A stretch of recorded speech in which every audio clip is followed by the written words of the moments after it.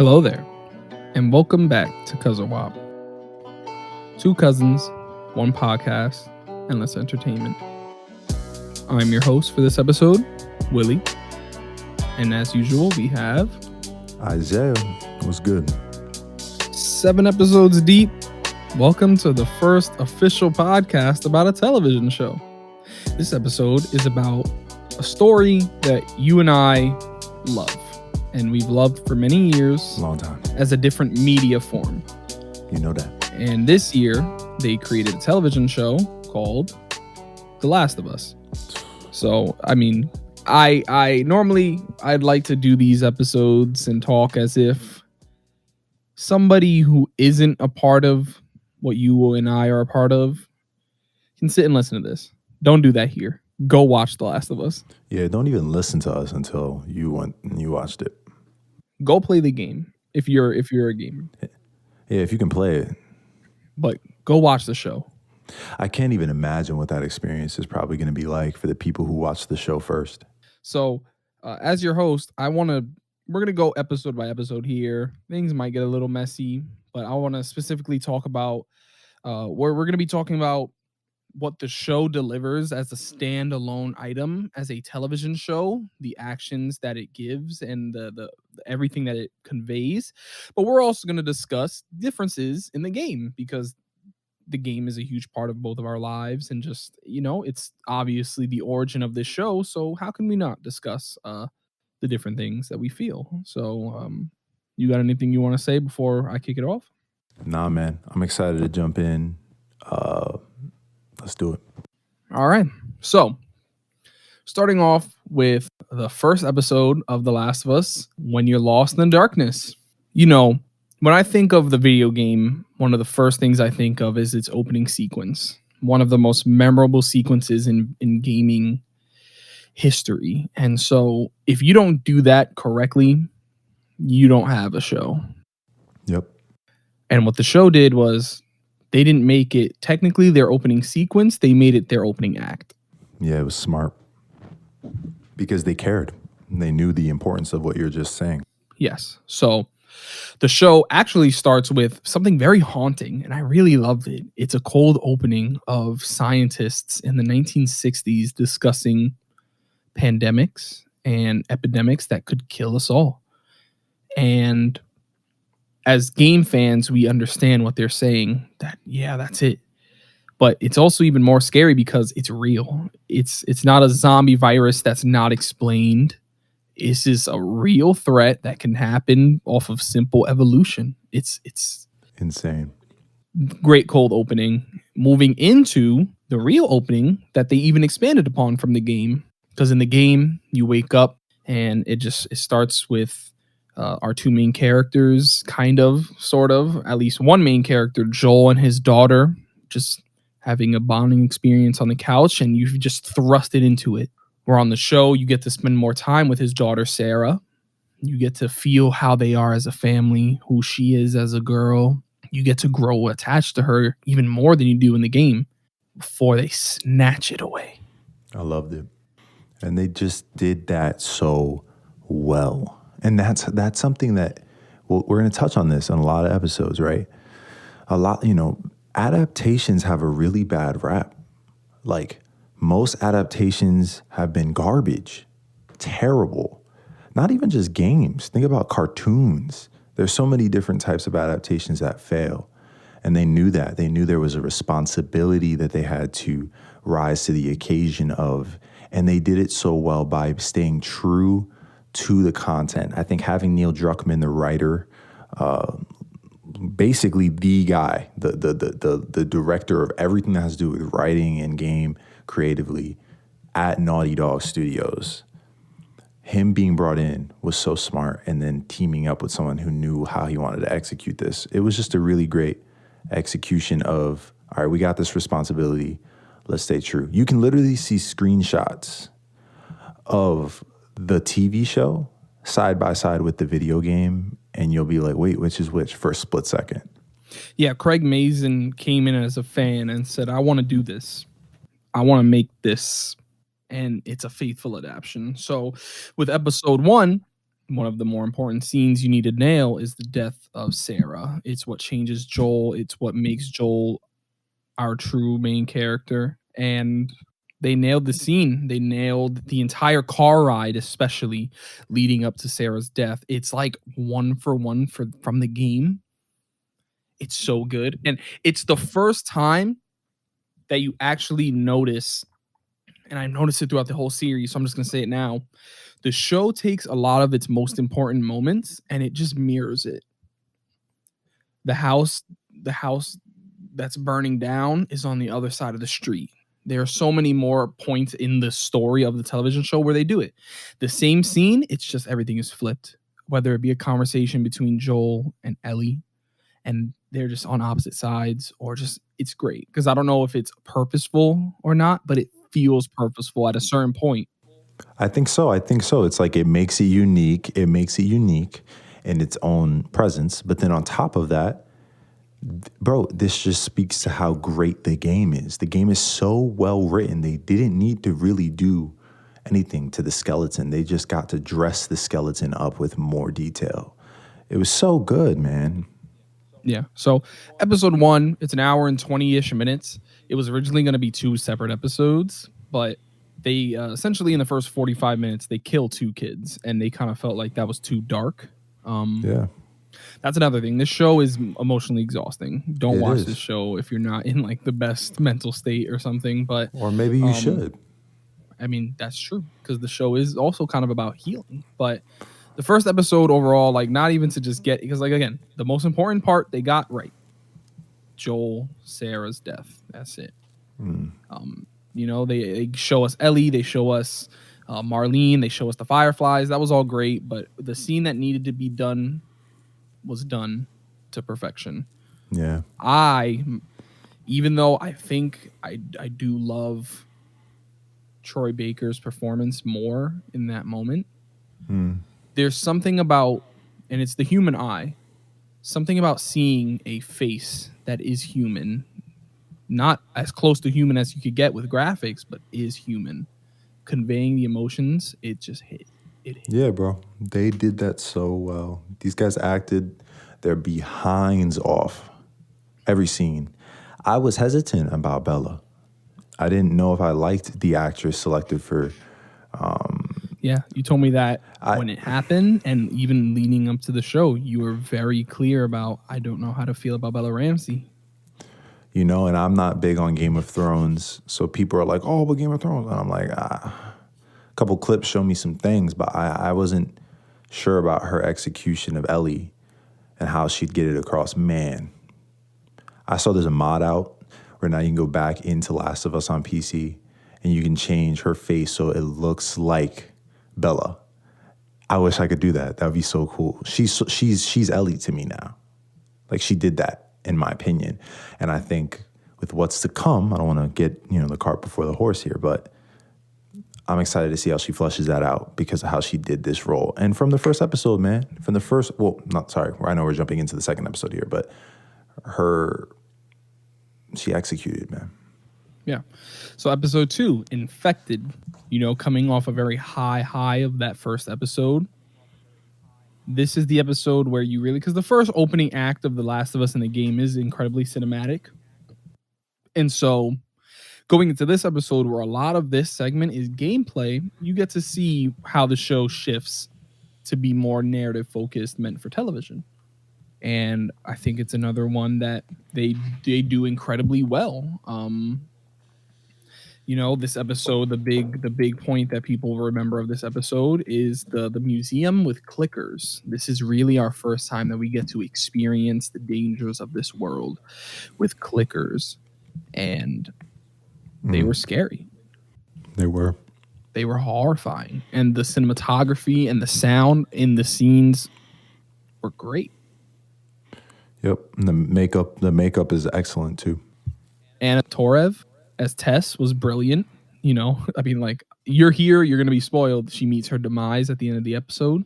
It's so good. It's different enough from the game where I feel differently, but it's also hitting the points of, we're shitty people, Joel. Yeah, and I think that she unearths a level of growth and development, a tract of development that Joel then embarks on for the remainder of the series, you know. So she's a very important character. She did a very great job. I was, only thing that made me sad, I knew she was going to die, but the only thing that made me sad was that I wouldn't get to see more of this actress. She did a great job, but then I did get to see a little bit more. So For those out there listening, they actually have at the end of the episode, they have like a kind of like a, hey, look at what we had to do for this episode type stuff. But they also have a podcast that they release where Troy Baker, who's Joel in the original game, Neil Druckmann, and Craig Mazin talk about the entire episode. And I've been listening to them. They're brilliant. And in that podcast, they discuss how they cut out an entire backstory for Tess. And the backstory is so good that I'm so upset we didn't get to see it, because it would have made it hit so much harder. But the last thing I want to talk about before we move on, episode 3, is this episode also gives us something that the game never did: the origin of this infection.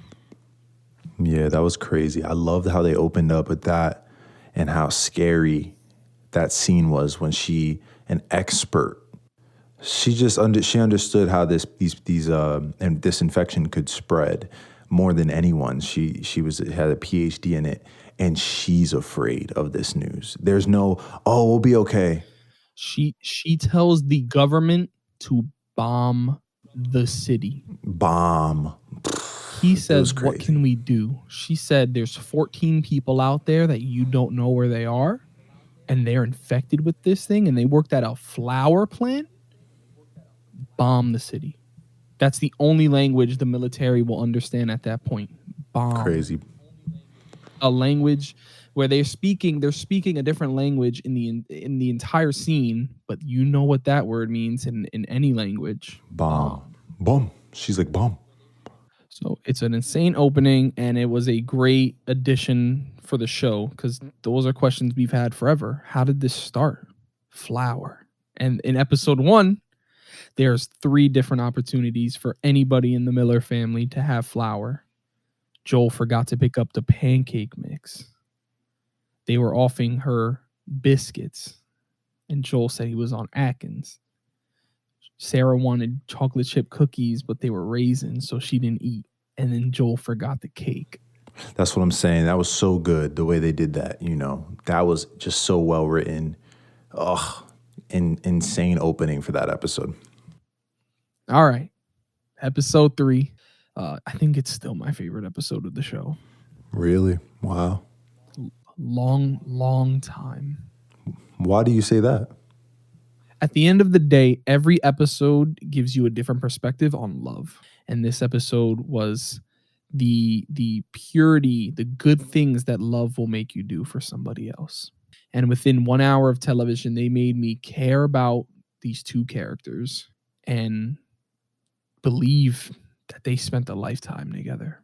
And it was so beautiful, and it's so disconnected, and it's just, you know, I was worried when I realized that they were going to be the whole episode, because I was like, damn, people aren't going to like that we're not getting Joel and Ellie, but man, nah, we needed this. Yeah, bro. It was so good. So good. Murray Bartlett as Frank and Nick Offerman as Bill. Give them their awards. And they did a great job at this episode being the 3rd episode after there being so much violence, death, just darkness. And then boom, this episode has this light to it that's very interesting, you know, just from a tonal space. And every single mark, man, they hit the mark.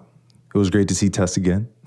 Yeah, Tess was fun, and it was great to see a different side of Joel in this episode, because when he comes to realize that Bill and Frank are dead, and that letter that Bill wrote him is so good, but we get to see Joel mourn, because at the beginning of the episode, he doesn't know how to mourn Tess, and so we see him have a moment of quiet while he's soaking in the river. His hand that was bloodied up, he's taking that moment to like mourn her, to breathe.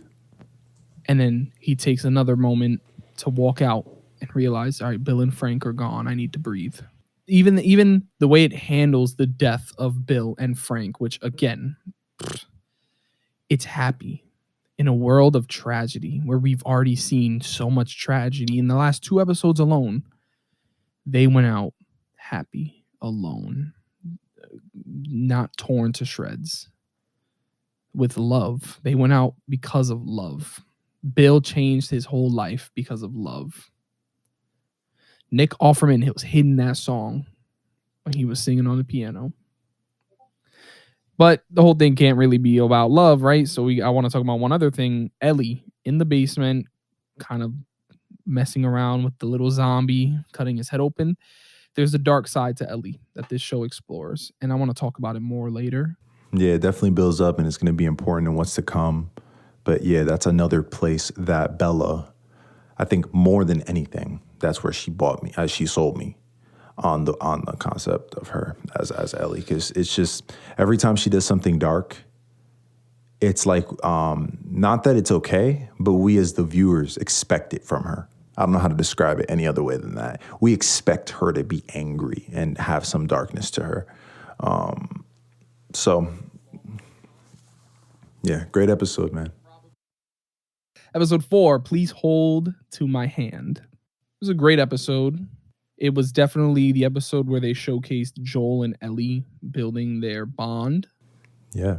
the most, maybe. Yeah. Because it's really just them two the entire time, and we get to see the length that Joel will go to protect her, or how Ellie is still a kid in this world, even though she's walking around dropping the F-bomb every 10 seconds and acting tough with her gun at the start of the episode. When it comes time for her to use that gun, she hesitates. She does it, but she grieves the fact that she had to do it. But it also shows Joel's dark side. When she shoots him, he says, "Get back behind," and we hear him kill this kid who's begging for his mom. He's like, "Nope, you tried to kill me." I think that what I liked about that part right there is in the video game, the reality is like these aren't good people. They don't do good things, right? This is what Tess is trying to get across to Joel. In the video game, you do a lot of dark things, right? But what happens is, I don't know the word for it, but you're somewhat, as much as you're in the world, there is a suspended nature to killing in the game because it's a game. So when it comes to killing and it comes to shooting, there is some part of like as gamers, there's a level of us being, desensitized to that concept.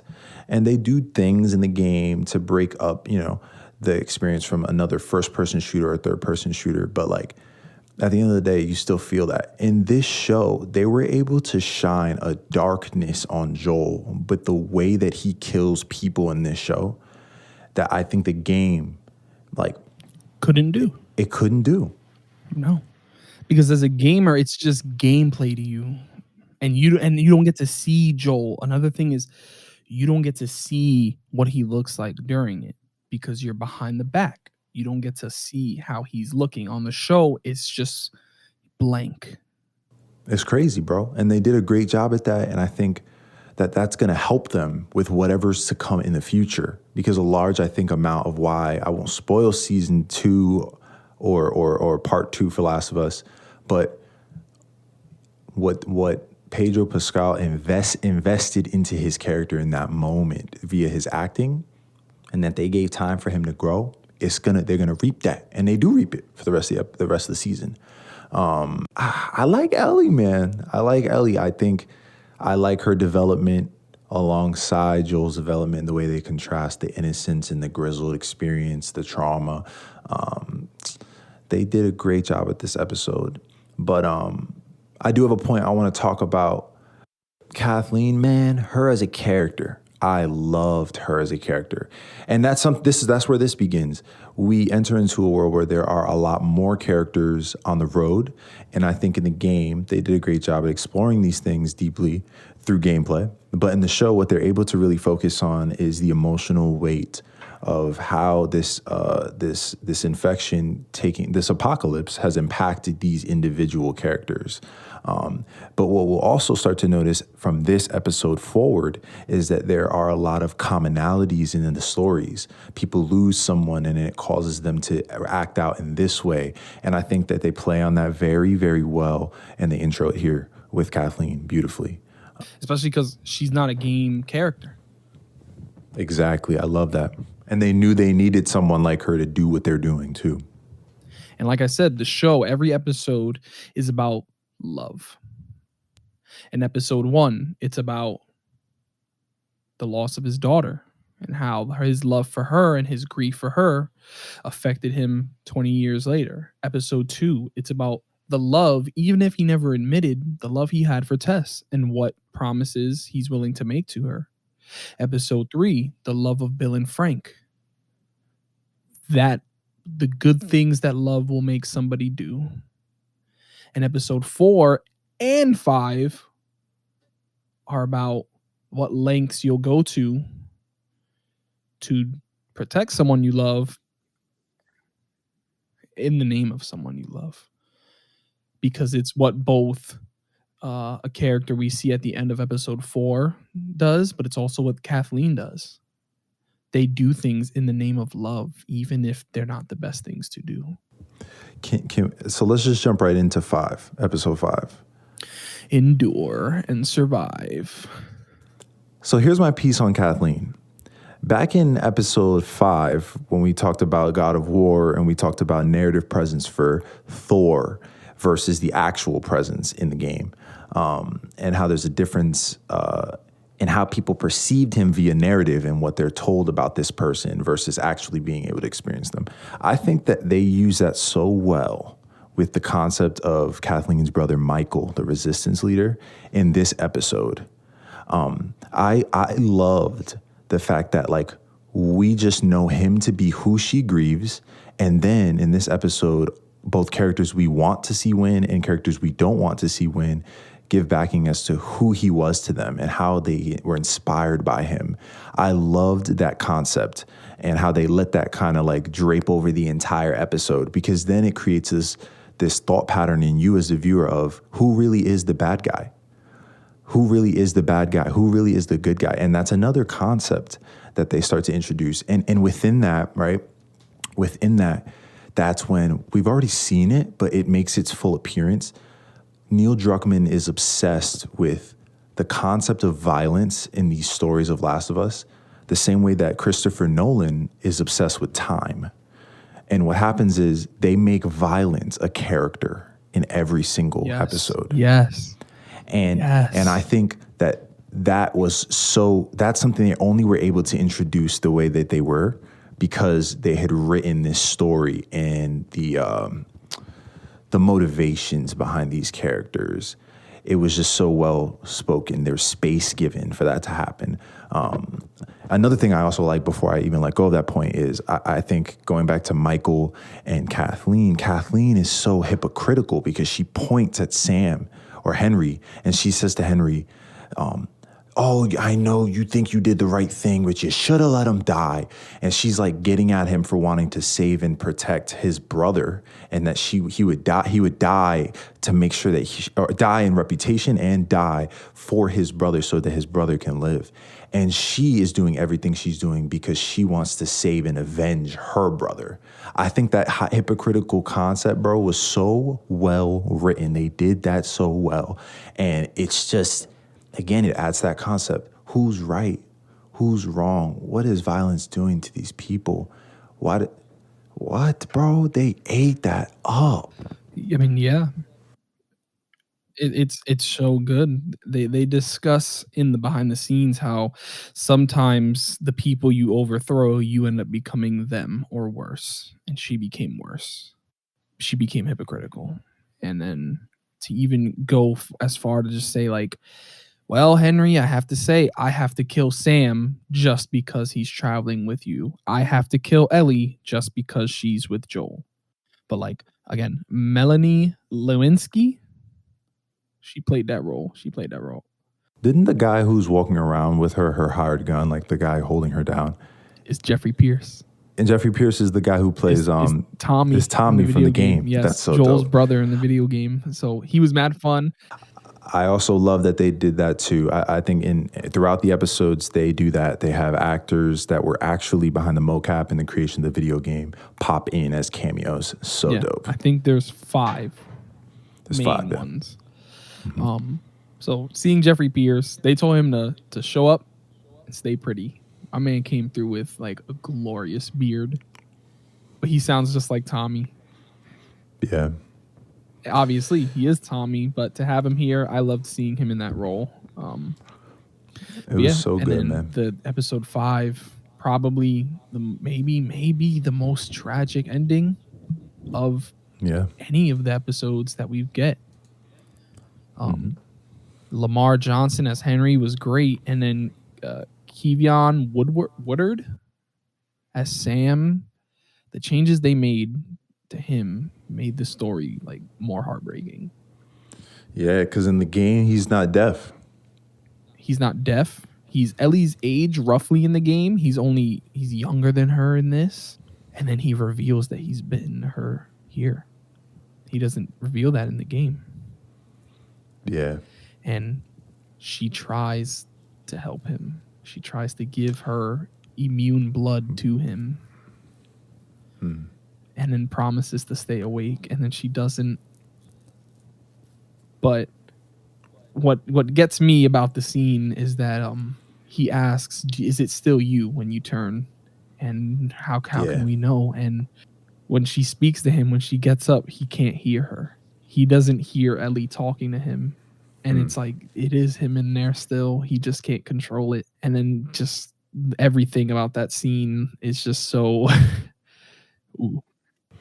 Yeah, they did that thing, man. They did that thing, and then Henry making that split-second decision, there was still goodness in him as well, right? Because it's like there was a turning in him in that moment too, when his brother was lost. And yet he still doesn't, he's not going to shoot Ellie. He's not going to shoot Joel. Those aren't decisions he's trying to make. He just doesn't know what to do with the moment, and he's like, you're not killing. And the way he doesn't say it, but he's like, you're not killing my brother. If anybody's going to kill him, it's me. Crazy. And to let that be his first kill, the first person he's ever killed is his brother. The person he's been trying to keep from getting killed. Woof. What was it all for? Kathleen asked, what was it all for? And at the end of the day, it's just nothing. It was for nothing. All the violence and death. Violence is such a person in this show. It's insane how it follows each of the characters and the way that they kind of like use it and befriend it and how it becomes a part of who they are. Or it reveals things that have always existed in them. Oh man, dude, they just did the crap out of this. Jump into the next episode, bro, because it just keeps getting better, bro. We keep going. Episode 6, Kin. It's another episode that is similar but different from the game. Because in the game, you're looking for Tommy, and you find Tommy at the dam. What this episode does is you find Tommy at Jackson, a primary location that we see in part 2. And I don't want to. I'm not spoiling part 2, but it is, in fact, it's part of that, and so they're able to do things and hint towards things that, as a gamer of these like a lover of these franchises, you can say like, yeah, that's They're piecing it together. Episode 6 is the episode where Pedro Pascal acted his ass off. Woof, man. When he's telling Tommy, I'm afraid, I'm failing in my sleep. I wake up and I've lost something and I don't even know what. I'm going to get her killed. I know it. It's so good because it's so different in the game. That's not how it is at all. And it's like he traveled across the country to be with the one person he felt he could break with, that knew him before it all started, and it's crazy how he gets there and he just unloads on him. And I didn't know if we were going to get that from him. So that was also cool. The way that he kind of still machismo with him when they're in the bar. And then when he finds him over there with the boots, he was like, I got to let it out. It was so good, man. It was so good. Yeah, and that's where Tommy understands. Because honestly, I missed the understanding from the game. One of my favorite scenes of the game, or two of my favorite scenes, are back to back, where like Tommy tries to give Joel a picture of Joel and Sarah, and Joel doesn't even want it. Joel doesn't want to think about Sarah. Right. And then you jump to the end after the dam has been attacked, and you see Joel cares for Ellie, and Tommy sees that Joel cares for Ellie in that aspect, because Joel's like, "Are you okay?" And she's like, "Oh my god, and Tommy's like, "I gotta help him." But in this, it's Joel's words. It's Joel deciding to be vulnerable that he doesn't do in the game. It's Joel allowing himself to feel these emotions that makes Tommy say, "Okay, I'll help you, brother." It was so good. It was so. I keep So saying good. it was so good, but it was so good. It was just so good. And I think It was just so good. the introduction of the Achilles heel of Joel as the protagonist, right, was his fear, his anxiety, which we saw him be crippled by physically. And then when he explains to his brother, we know that it is actually the motivating factor behind all of what he is as a person at this point. We're seeing the progression from when Tess suggests to him that we're evil people and that we aren't good people.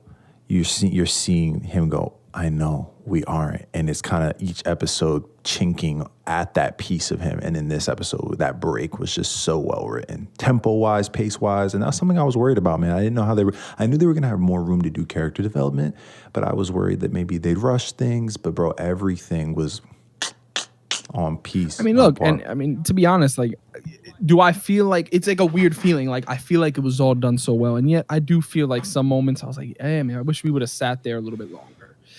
But I can't think of any. It just overall just feels like it. So I don't know. It's just, I think it's part of the feeling of like, we know how much there is, but what we got was also great. So, but and I think what they bought themselves with the success of this show is more times, because I heard that the second season is not going to be the whole game fit into one season. Yeah, which is great idea. But within this episode, Kin, there's Maria. I mean, I didn't care for Maria in this episode. Yeah, I hear that too. I mean, at the end of the day, I think she's an important character in this world that they're building, and I'm grateful for her that. If there's one character that was changed from the game to the show to be a little bit different, I can say like Maria's I wasn't feeling much. But it works for the story they were telling. I was like, I don't like that, because Ellie was kicking her ass during the little argument where she was like, oh, Joel killed people, but so did Tommy. You worried about him? And it's like, facts. And what do you have to say? She ain't say shit. She had no comeback. Right, she doesn't. She just said that's true. She just suggested that. Yeah. But that's that politician in her, man. It is, which is at the end of the day, I get it. But yeah, I feel you. I think I like the chance that they took. I also like what she meant in her principled nature, what she meant to Tommy, So then Tommy comes off with this kind of like, oh, I don't do those things anymore, Joe, type energy. I like that, because when they collide and he's transparent with him, that's part of why it hits, because, Tommy probably could do the same thing for Joel. Yeah. And then for the last bit of, or two more things for the episode, and I'm going to switch the order in which they happen. The episode ends with Joel getting stabbed. I've heard that people think that was weak. Nah. I did have a little bit of like, how did she, in the beginning of episode 7, we know like she gets him to a basement. And I was kind of like, how would she do that? Like, did he get back up? I guess that's what we're led to believe, because they had to get back on the horse to keep riding. I don't know. The whole thing was kind of like, but I understood why they ended it like that. They needed to be able to progress toward this next leg. Yeah. Either way, I mean, I feel like in the game, you have him fall on rebar. I don't know if he would have lived through that. Right. Just handling things more realistically. Also, people were upset that he pulled out what he was stabbed with. Yeah, I thought that was so foolish.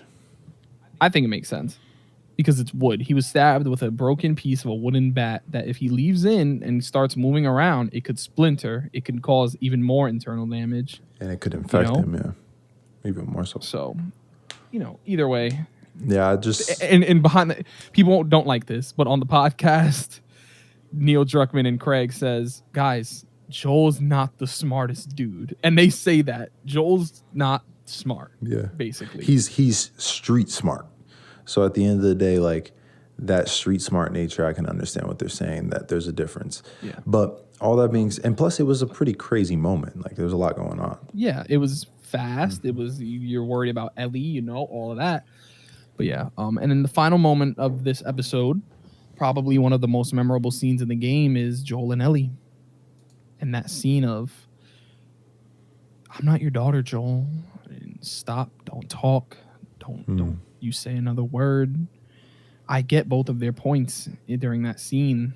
And obviously Joel understands that he gets where Ellie's coming from because the decision at the end of the day is he's going to keep on riding with her.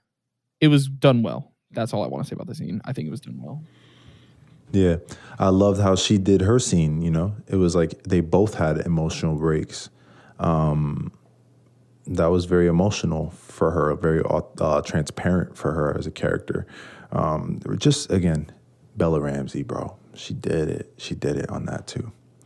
But let's go on to she's gotten him down the basement, episode 7. Episode 7, Left Behind, the original game's DLC. The add-on. It was not in the original story, right? It was just you jump from imagine jumping from episode 6 to episode 8. That's what happened. And then they brought 7 later.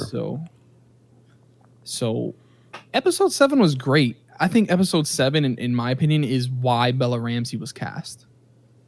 That and episode 8, because there are subtle looks that she gives in episode 7 towards Riley, which I'm like, yo, I know everything that's going on in her right now. Yeah, she's just eating it up, bro. She's eating the roll up, bro. The subtext is crazy.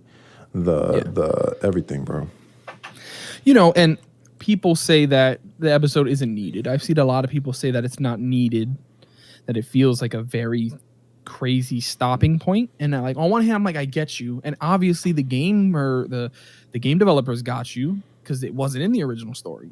But I like what it adds to the show because it adds to the idea that Ellie doesn't want to be alone. Ellie hates being left behind. And she's not going to leave Joel behind the way he's asking her to. Leave me, go to Tommy. I'm going to die here. And as she's walking out, she flashes back to her first loss. And she's like, I'm not going to do that to Joel. Because I wouldn't want it to be done to me. And it has been done to me. I love the transition between, she's stretching tape or something, and it takes it back to her flashback. And it's like she is literally learning from a mistake.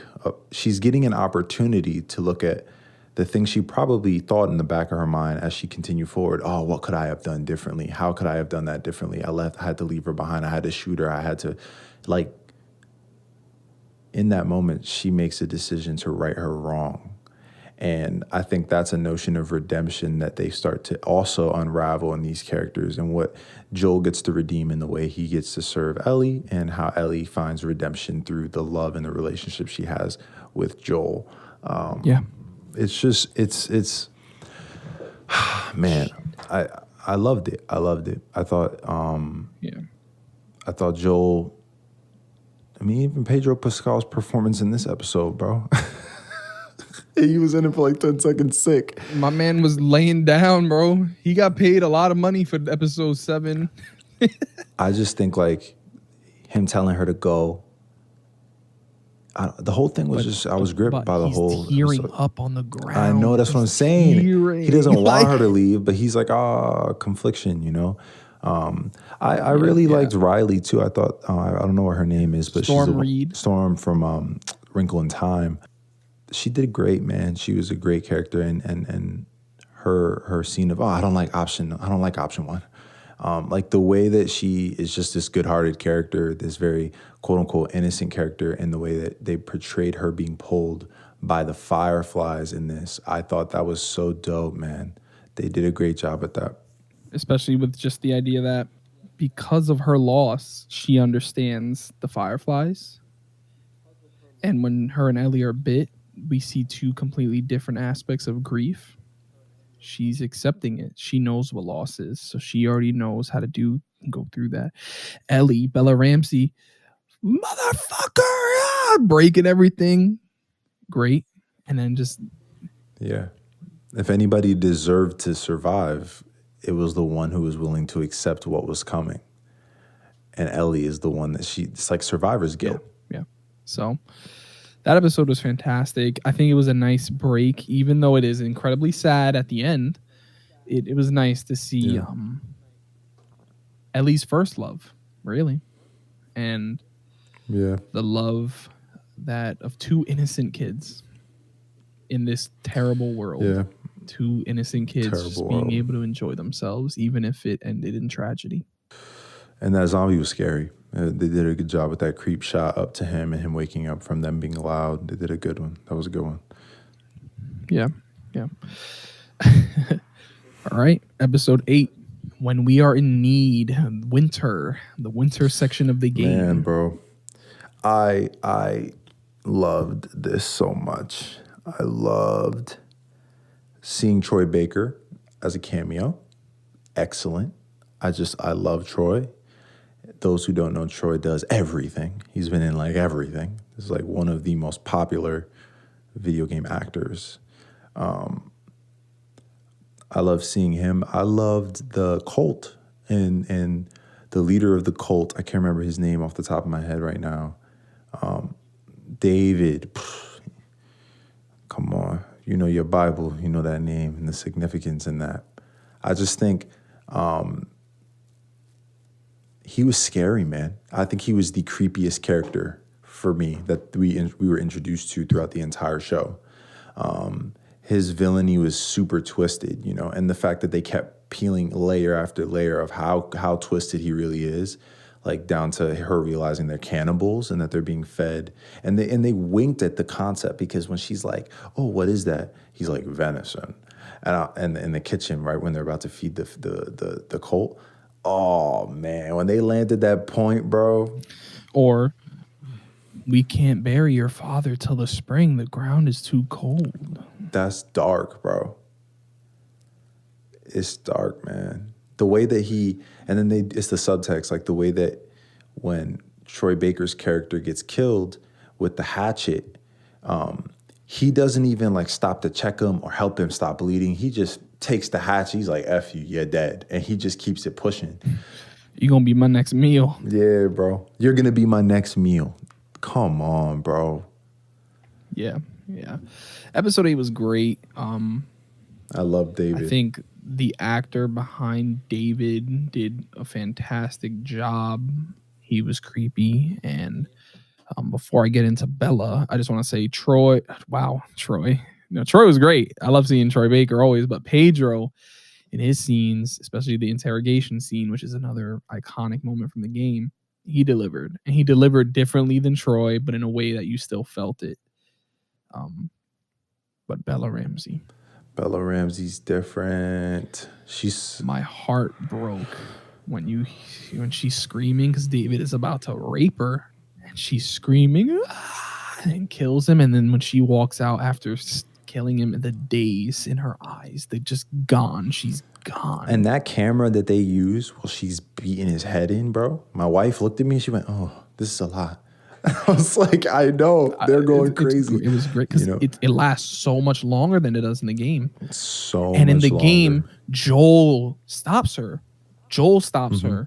But in the show, they focus on Ellie. What does this do to her? Even if it's for a few seconds.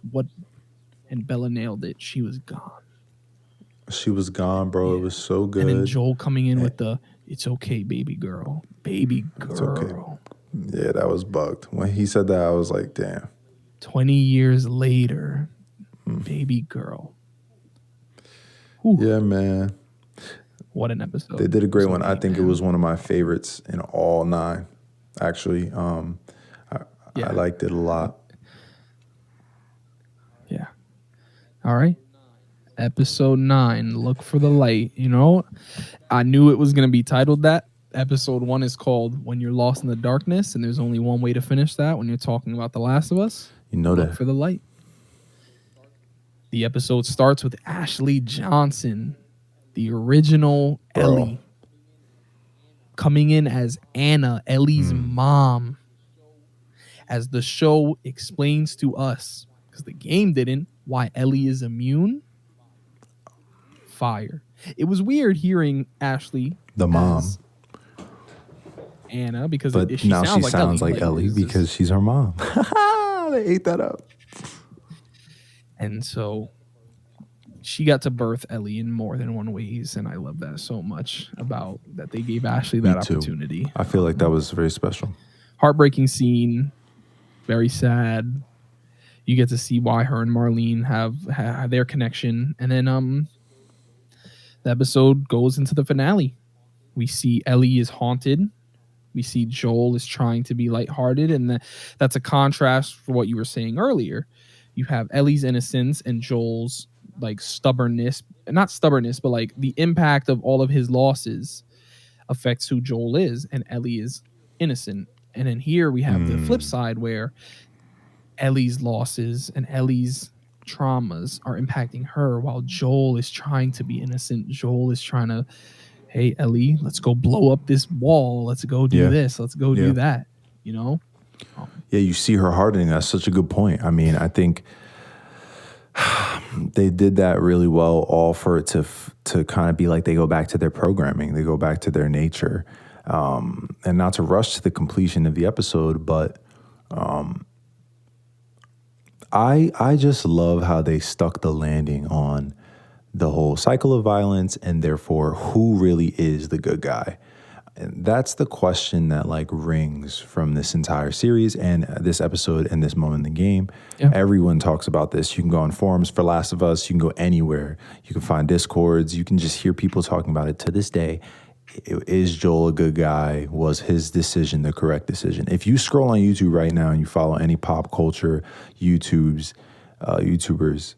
there's going to be some level of a thumbnail that says, did Joel make the right decision? Was Joel's decision correct? That's what everybody's going to talk about.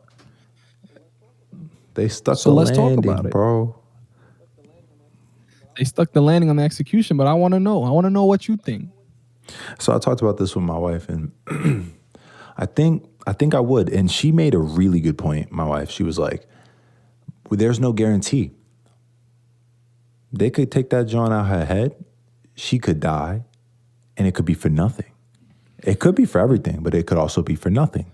And I thought about that, and I was like, yo, you know what? If it was my daughter, I would do it. So let me add on to your wife's point.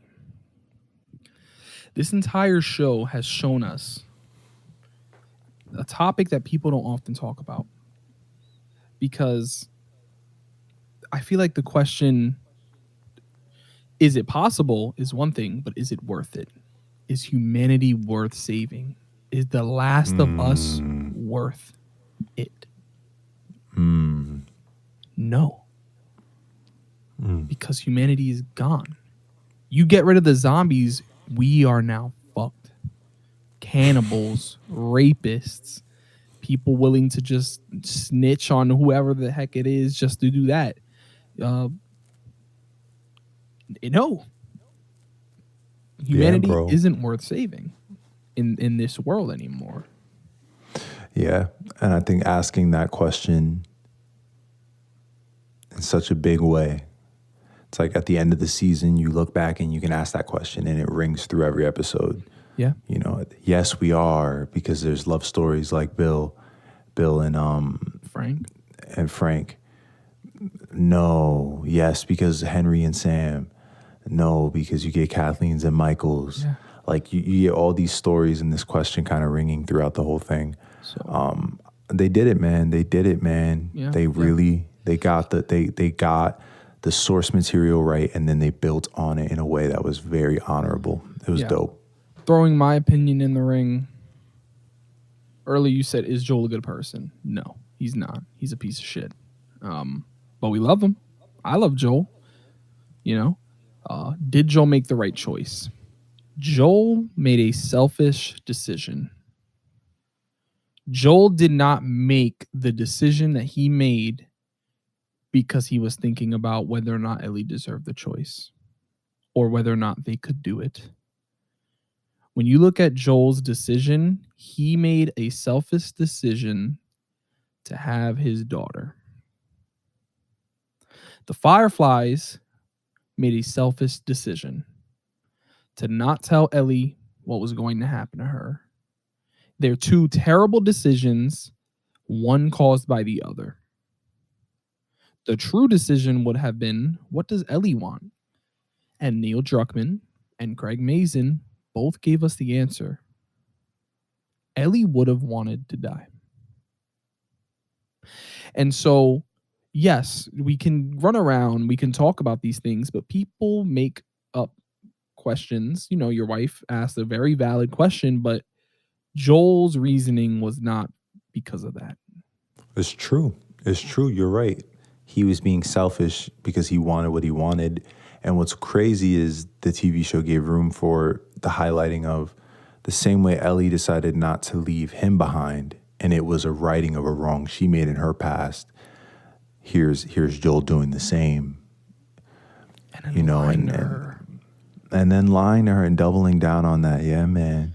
Because you Henry lies to Sam when he needs to, but he also tells him the truth because it's how they navigate their world. You know, parents or older siblings lie to protect. And the final scene of the show, Joel lies to Ellie because he thinks he's protecting her, but what he's really doing is protecting himself. And he's protecting what he wants to have with Ellie. Mm-hmm. Yeah, man. I think you're right. I think he made a selfish decision. There was no, I don't know necessarily about right or wrong. It's more about like the motivations. Yes. Because people don't look at the motivations when they talk about this finale.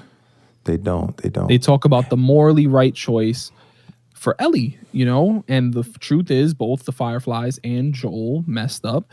Joel's was in response to the Fireflies, so it feels a bit more justified, but the truth is that wasn't in Joel's head. Yeah, man. This show just does a perfect expose on the depravity of humanity and the apocalypse and what it brings out of people. And they let so much subtext speak.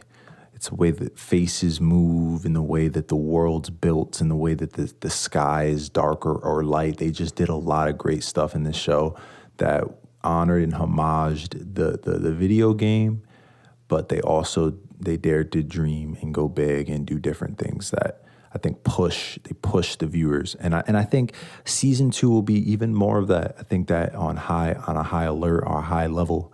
And I'm not going to spoil anything, but what happens and where Joel's line of story comes and goes in the next season, and what Ellie does and where she grows, they teed themselves up perfectly. As a game player, the one thing I recognize is that the creators of this television show had foresight. Yeah. When they created the original game, they didn't have that. But here they know where they're going, and they can plant those seeds. Ellie is a violent soul. We're planting that seed. Boom. Joel is a bad person and selfish. We're planting that seed. Boom. And I think, again, more than the game could do that, they did that in this. And it's gonna pay off, man. It's gonna pay off. Yeah. It's gonna be great. I hope, you know.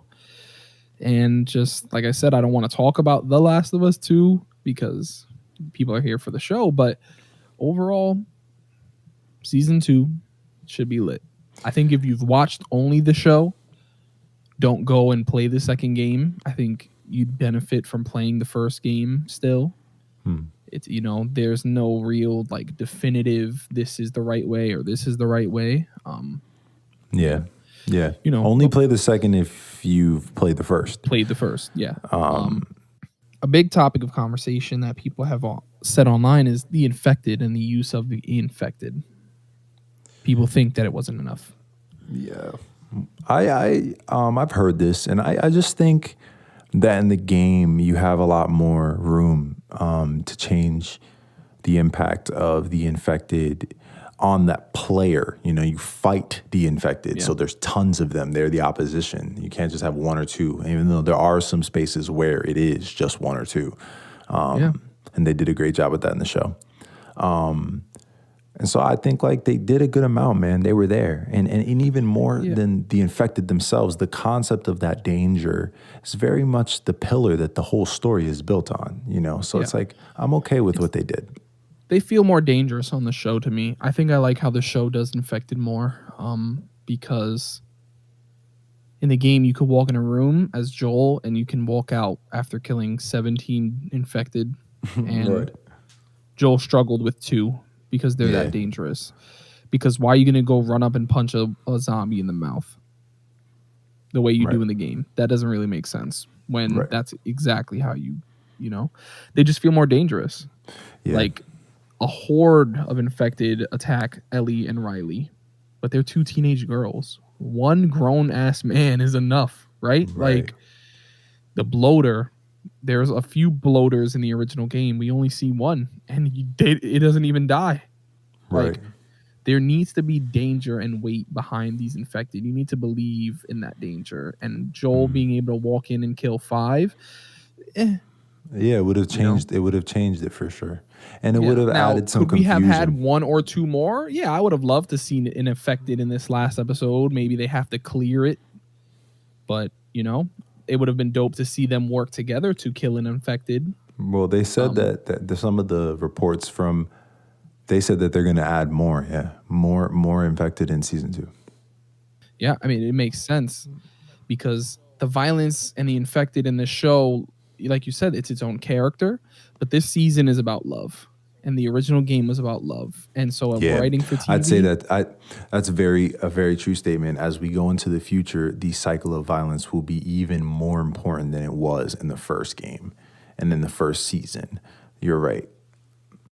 I'm okay missing it because even when they showed violence, Joel killing everyone in the hospital with a beautiful score in the background, that was great, and it made it like, it wasn't heroic. That score is not a heroic score at all. Gustavo, he did great, but violence in this show, I didn't really feel like it lacked. I felt like it was intentional how they showed it, when they showed it, and like why. Like we didn't need to see Joel stabbing the kid in episode 4. We heard it, and hearing it was far more worse.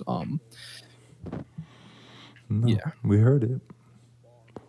And seeing how it rang out through the community that that person belonged to. They did a great job at raising the intensity of everything in this show for sure. Another quick thing, people talking about dialogue. They feel like dialogue was missing. They felt like the show didn't do enough, and that the actors in the video game express more emotion because of their dialogue. And my response to that is, in a video game, when you're following a character from behind their shoulder and the other character who's talking is running ahead of you, you don't get to see their face. They have to convey through dialogue. On the show, you get facial expression because you're not following from behind the back. So what isn't being expressed through dialogue is being expressed through faces, through body movement. And Willie's kind to y'all right now, man. If you listening and you one of those people who had that complaint, I don't really do this often, but listen, man. He's being kind to you with the system of it and how it works, methodology-wise.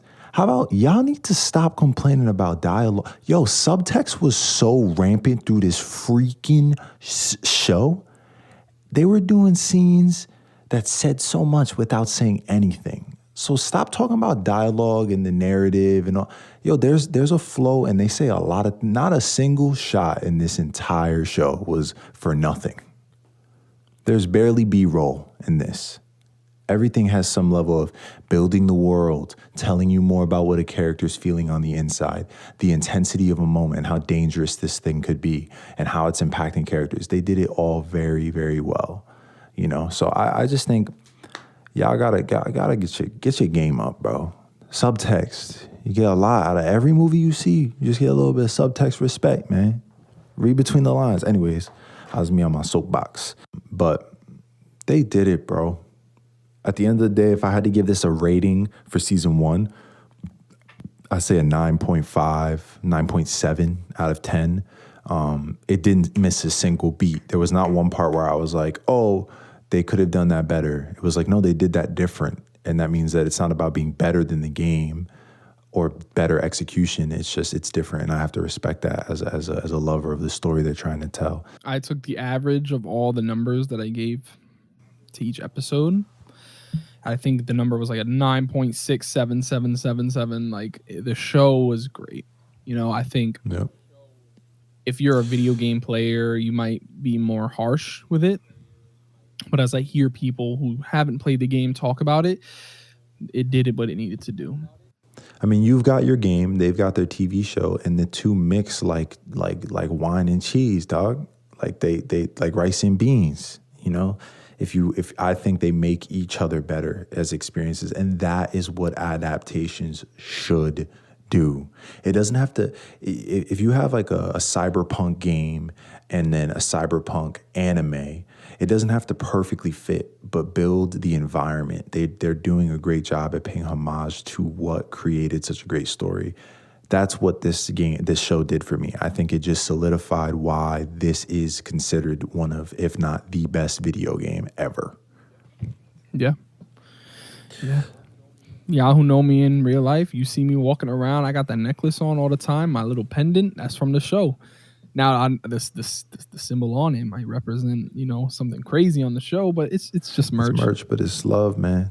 Shaped us, shaped gaming. There's not a single video game that I feel like doesn't have to stop and go, okay, wait, where are we compared to Last of Us?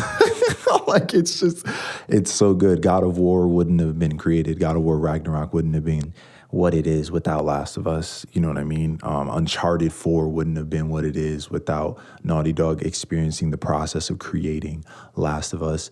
It's insane, man. It was great. It's so cool to see this happen. I can't wait for more PlayStation shows to be handled correctly and adaptations for TV created. I think this is just the beginning. So I hope The Last of Us gets people to pay attention, think about how they write TV, think about how they do these video game adaptations, because making it a show over a movie was the right decision. And yeah, so whoa, a television show, this came from a game, this story came from the game. Yes, stop sleeping on gaming, but we hope you enjoyed the TV show. I ain't teasing next week's episode. You just gonna have to wait and see. If you follow us on Twitter, maybe you'll have some teases, because we on Twitter, CUZZO-OP. And thanks for listening. Hope you guys have a good night, day, afternoon, or whatever else may be out there. Thank you for tuning in to another episode of CUZZO-OP. Two cousins, one podcast, endless entertainment.